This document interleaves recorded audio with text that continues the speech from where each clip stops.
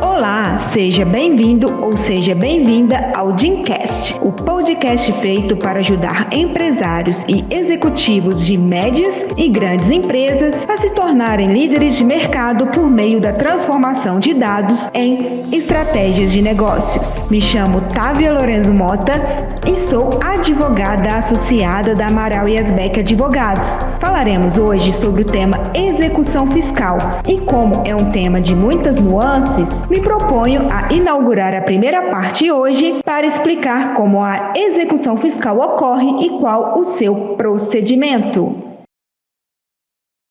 A Fazenda Pública, por meio do Poder Judiciário, diariamente executa dívidas fiscais de devedores que sequer sabiam que eram devedores. No caso de empresas, isso pode levar ao bloqueio de contas e à penhora de bens, o que pode vir a prejudicar a continuidade da atividade empresarial. Mas, para explicar melhor o processo de execução fiscal, temos que também explicar o que é dívida ativa. Isso porque o processo de execução fiscal é simplesmente uma ação judicial para cobrar essas dívidas ativas dos seus devedores. Este processo é a última ação da União, Estados, Distrito Federal e municípios para cobrar créditos dos seus devedores, que podem ser tanto pessoas físicas como pessoas jurídicas. A dívida ativa é o termo técnico utilizado para definir qualquer encargo ou valor que se deve ao governo, ou seja, que não foram quitados. São dívidas, portanto, que as pessoas têm com o Estado. São exemplos de dívida ativa: impostos, contribuições, taxas, multas, indenizações, entre outros. Portanto, a dívida ativa pode ser tanto de natureza tributária, mas também de natureza não tributária. Então, quando o ente tributante percebe a existência de um débito pelo contribuinte, ele gera um título executivo, que chamamos de certidão de dívida ativa, ou simplesmente a sigla CDA. Este documento é a prova que a dívida existe e que subsidia o ajuizamento da execução fiscal, ou seja, sem a CDA, não há execução fiscal. A lei que dispõe sobre as cobranças judiciais da dívida ativa é a Lei número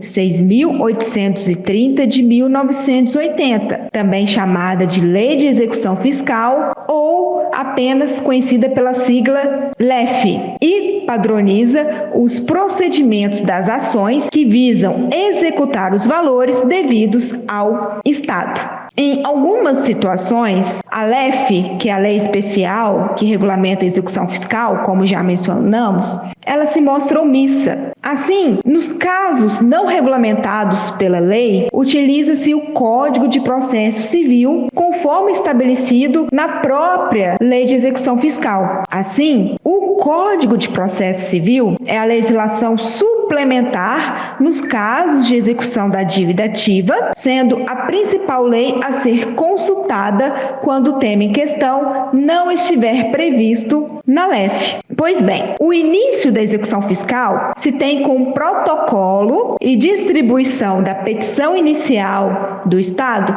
junto com a CDA, que falamos anteriormente. A CDA tem alguns requisitos que devem ser seguidos, como apresentar o nome do devedor, dos corresponsáveis, o domicílio do devedor, o valor da dívida, correção monetária, juros de mora e demais encargos, a origem e natureza da dívida, a indicação do fundamento legal, a data do registro da dívida ativa e o número do processo administrativo ou auto de infração, caso neles tiverem sido processados a dívida executada. Se tudo certo com a petição inicial, o juiz despacha ordenando a citação do devedor. E a citação, pessoal, é como a pessoa física ou jurídica fica sabendo que está fazendo parte de um processo. No nosso caso, um processo de execução fiscal. Quando citado, o primeiro passo que o devedor deverá realizar é procurar logo um advogado tributarista. Isso porque este profissional possui os conhecimentos necessários para analisar a cobrança da dívida ativa e providenciar a melhor estratégia de defesa e num prazo que, digamos, curto. Quando citado,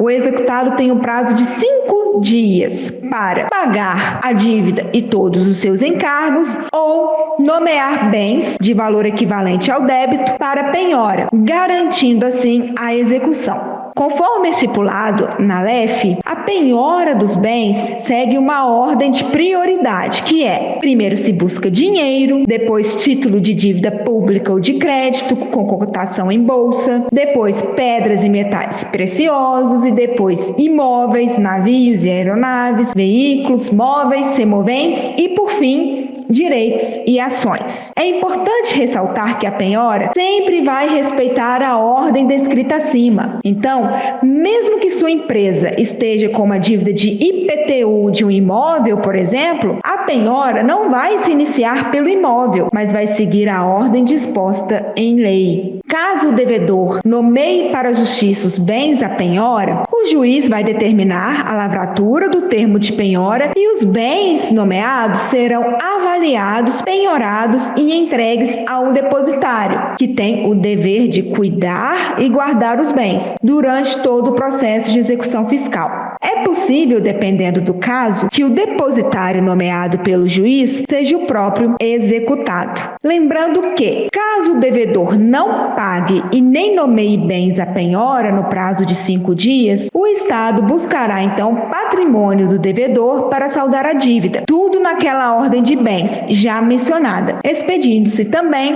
o termo de penhora caso encontrado patrimônio. E depois da penhora ou da nomeação de bens à penhora para a justiça, o que acontece? Como se defender da execução fiscal? Bom, para não ficar muito longo, isso você terá que acompanhar o podcast da semana que vem. Não perca, pois informações importantes serão trazidas. Você que chegou até aqui, gostaria de agradecer por sua companhia e audiência e nos vemos futuramente. Até semana que vem. Tchau!